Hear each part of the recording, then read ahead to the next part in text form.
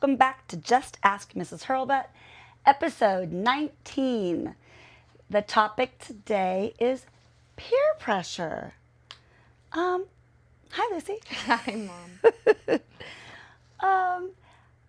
It's so funny when I think of peer pressure.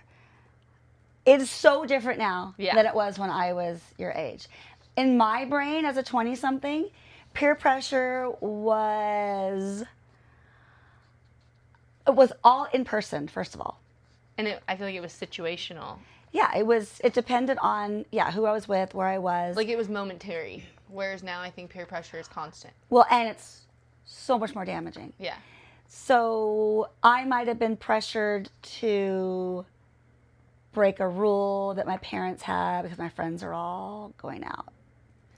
I mean, sure. Like, break curfew. And that, I guess that happens now.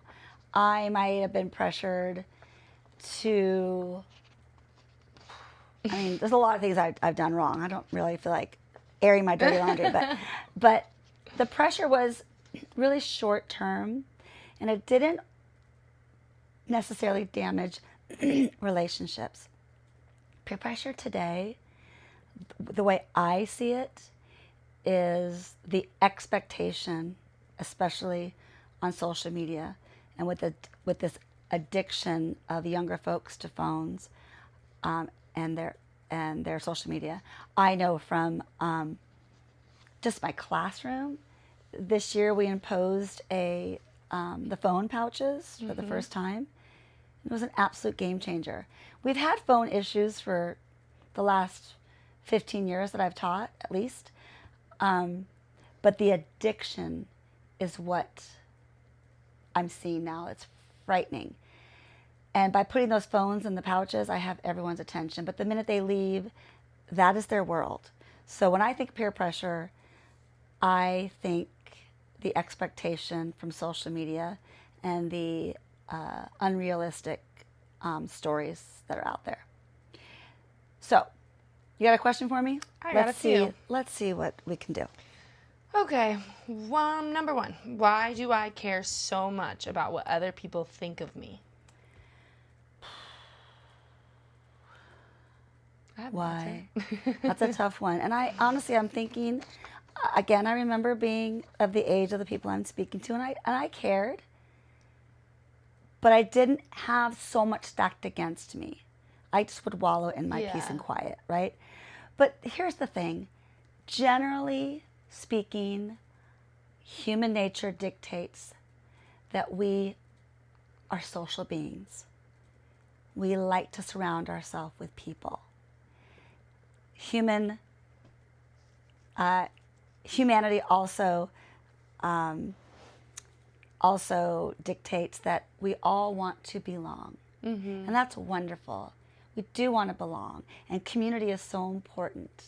The problem is we look for it in the wrong ways. We think we're supposed to live up to the expectations of others instead of them welcoming us in for who we are.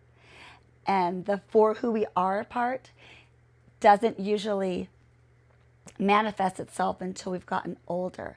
So when you're a preteen or a teenager or in your early 20s and you're trying to impress people, that isn't there yet for a lot of people. So they're living up to other people's expectations instead of waiting for people to join them where they are.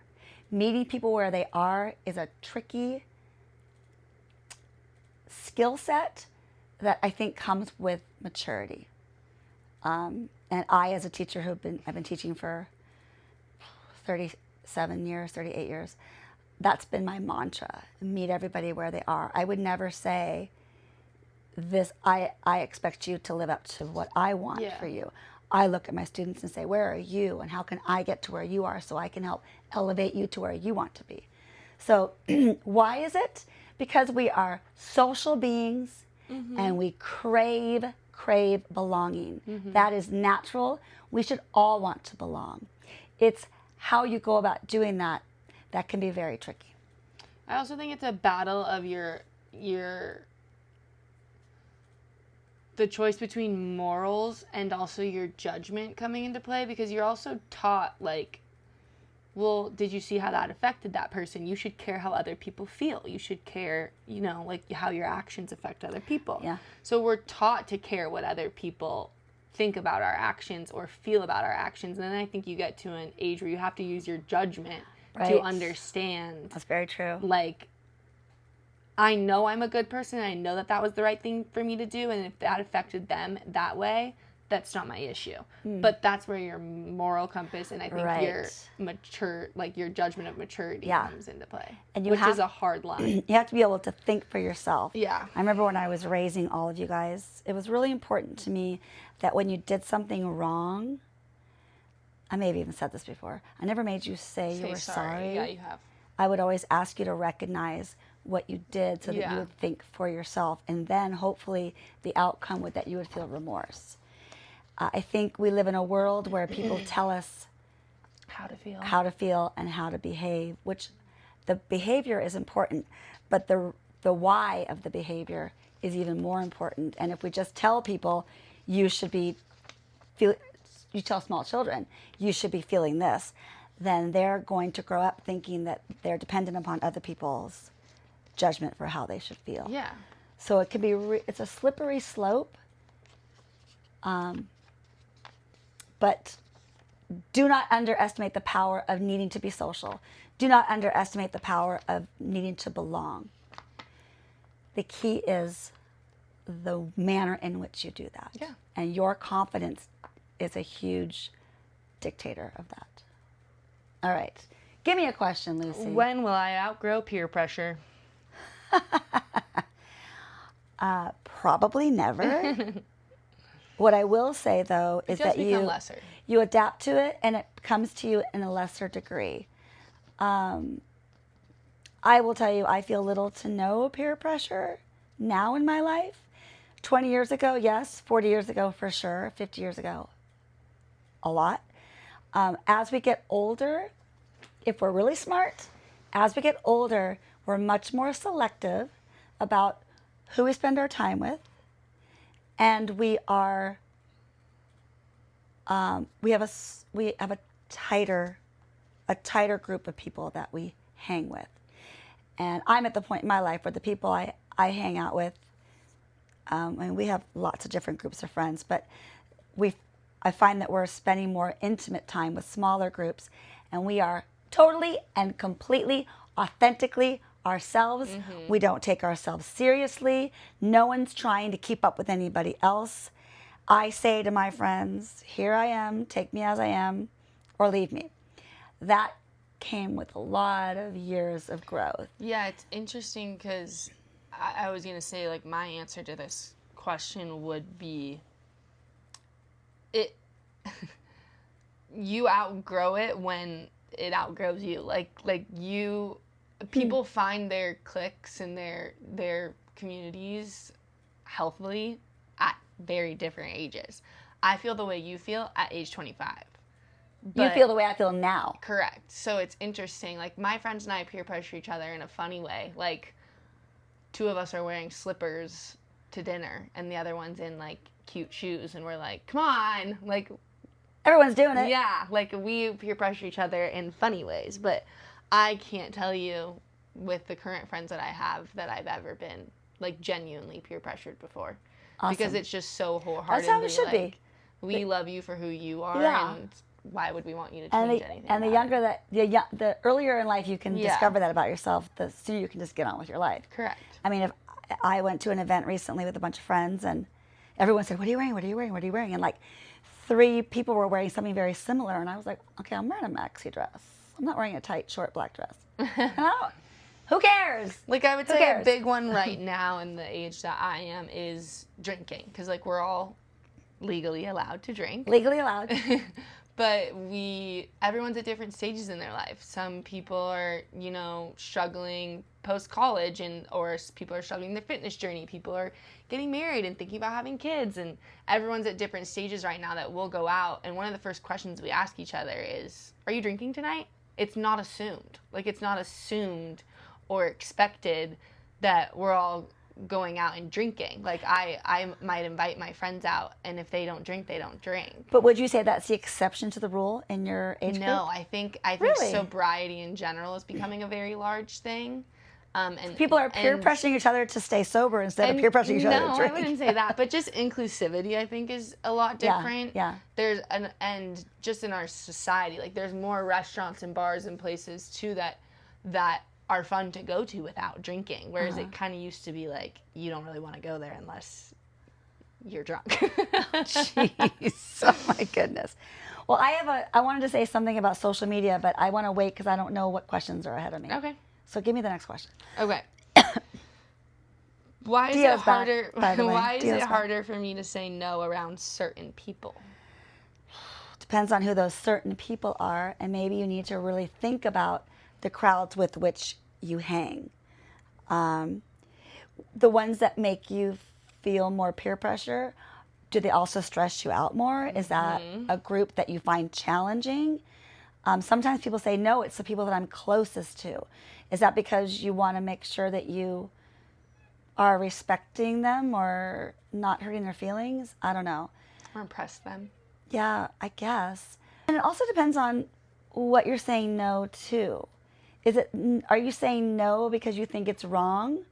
Or are you saying no because you just don't want to? So, are these people that you love being around, but you're just not feeling it right now, but you feel pressure to join them, even if they're not doing anything wrong? Maybe it is because of how close you are to them. But you really need to think about who you're hanging with. Yeah, I also think that, again, there's a societal thing of, like, I would say I'm someone that in high school and college, I'm putting finger quotes Air quotes. up, hung out with, per se, the cool kids. But I think that once, society labels them that way because of what the activities they do after school, the sport that they play, whatever that may be, and all of a sudden once you're included in that group and the feeling of belonging, you don't want to lose it. You have to keep it. But I think the older you get, That's a the good point. more you find, like, oh, there's actually people that I feeling with that also match my interests, activities, my level of comfort, whatever it may be. I will tell you one thing that's happened every single year since I've taught at high school. Every single year. And anybody out there listening, I think you'll agree with me. There's a certain evolution of friendships, and you think you've got your friend group freshman year, and by the time you get to be seniors, you are nowhere near where they were, where that group was. You have strayed so far that you're now with this solid group of friends and you're saying, why didn't I meet these people when I was a freshman? Why did it take so long for me to find my place? These are my people. These are the people that are not putting pressure on me. So I say to those seniors, okay, now you're leaving and you're going to college. Don't let history repeat itself. Come into your first year of college, if that's what you're doing, and go right for the authentic people. Don't go for the certain caliber of people that you think you're supposed to be hanging out with. Go to the authentic people, and when you do, they come to you, and that's where the true joy and true friendship happens, and there's less and less peer pressure when that's the way that you're doing it. And I know you're all going to agree with me because it happens all the time. I know very few people who started out, especially girls, started out rock solid with a group freshman year and seamlessly got to senior year. Yeah. I can vouch for that. Yeah. I can vouch for that too. Lots. Actually, I'm still very close to some of them, but we definitely had our highs and lows, and it was like 3 or 4 of us realized that our authentic self should have been there the whole time, and then we all came to it at the same time. Yeah. Can you hear this dog? No. Okay, good. Because then we have a whining dog out there. All right, next question. He wants to answer. How much of peer pressure is really about fear of rejection, judgment, or being alone? All of it? All of it. All of it. And the peer pressure, I'm going to go ahead and say it because I don't think you're going to ask me.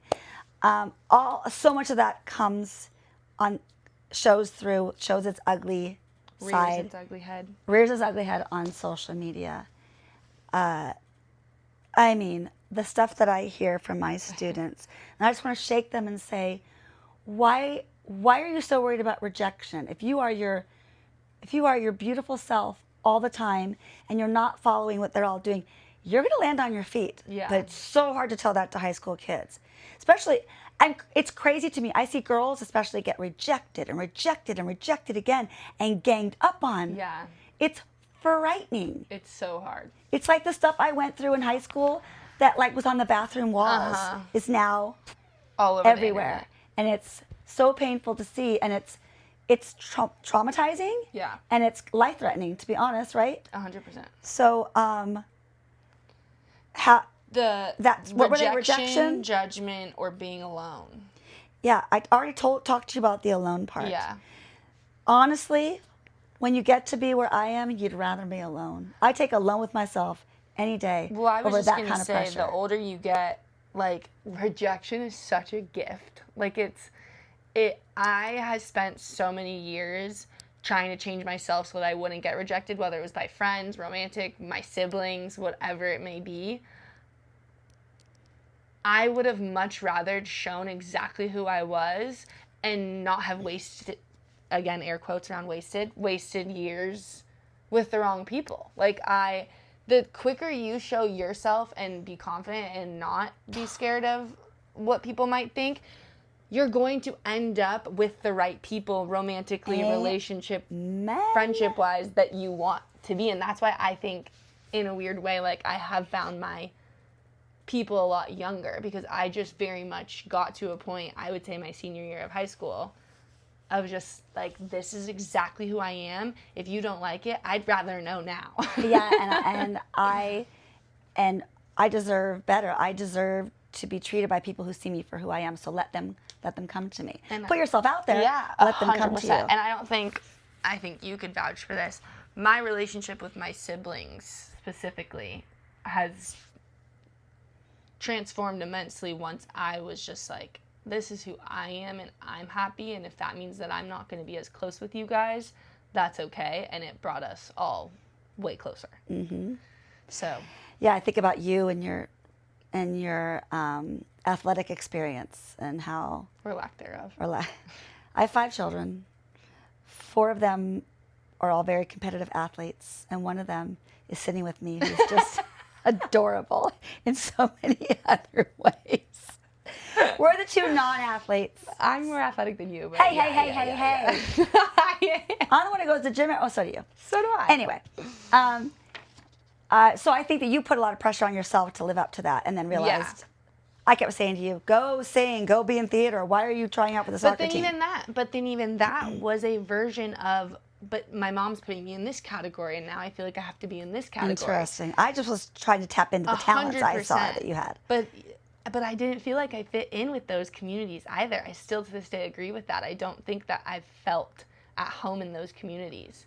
And it's just interesting, like, once you stop listening to everyone else and once you just kind of accept it, it's terrifying. Yes, it is. But it's the most rewarding thing ever. I have another story that, well, it's not a story, but another experience that I witnessed when I was a little older than you. I was probably pushing 30. I was married with a couple kids. But I had a handful of friends who were single and wanting to be married. Mm-hmm. Like, the idea of marriage and family was very appealing to them. And some of them went about it in a way that was the goal. They just needed the person to fill that spot, to make it happen. And I saw some of those marriages succeed, but I saw some of those marriages fail.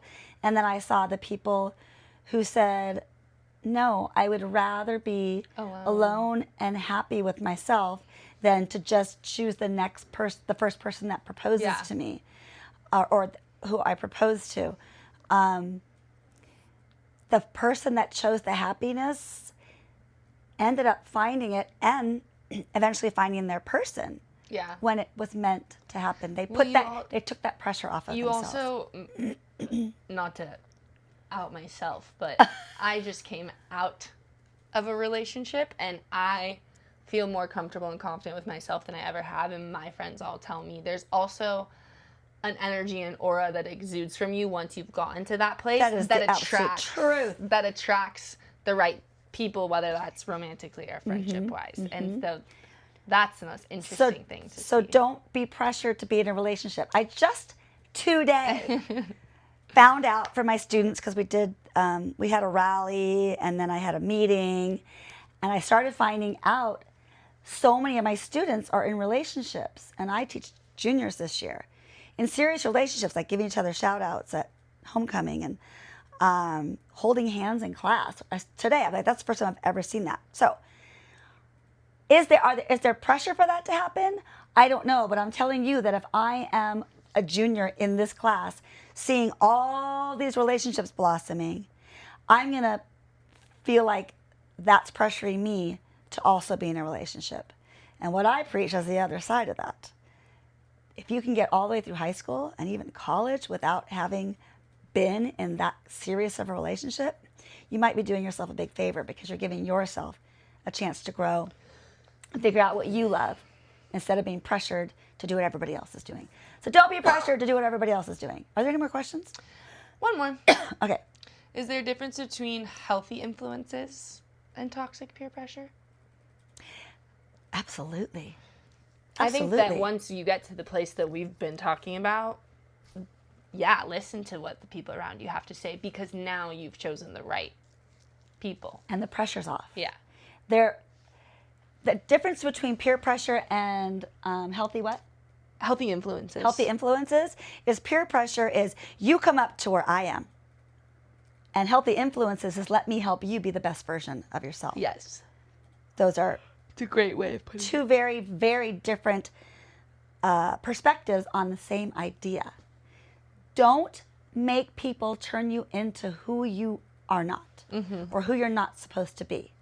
Instead, let them nurture all the beautiful gifts that God has given you and help you elevate to be the best version of yourself. And by the way, works both ways.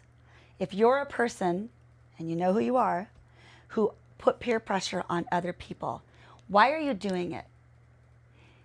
Usually it's to claim your throne, where you belong, your spot on the top of this pyramid, and bring everybody to you, your minions to you. Turn that around. You really want to have real friendships that last a lifetime? Instead, give them the kind of nurturing that lifts them up to be the best version of themselves. That is what makes a great relationship. That's what makes a great marriage. You're not competing. You're not trying to up the person, one-up them. You're trying to help them be the best version of themselves, and then in turn, they'll do the same for you. That's what it's all about. And the sooner you figure that out, the sooner you can find joy, happiness, and your path forward.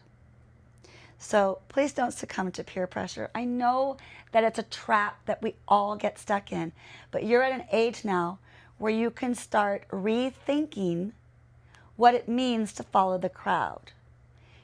You're at the time of your life where you can start rethinking what it means to belong and what it means to be a social person. Be the person that everybody's drawn to, rather than the one that they're trying to aspire to, or that you're trying to aspire to. Don't do that. Be yourself, and the sooner you figure that out, the sooner we can get on to the good stuff, okay? So thanks, everybody. Send those comments, and we'll see you soon. Thanks, Lucy. Bye. Bye.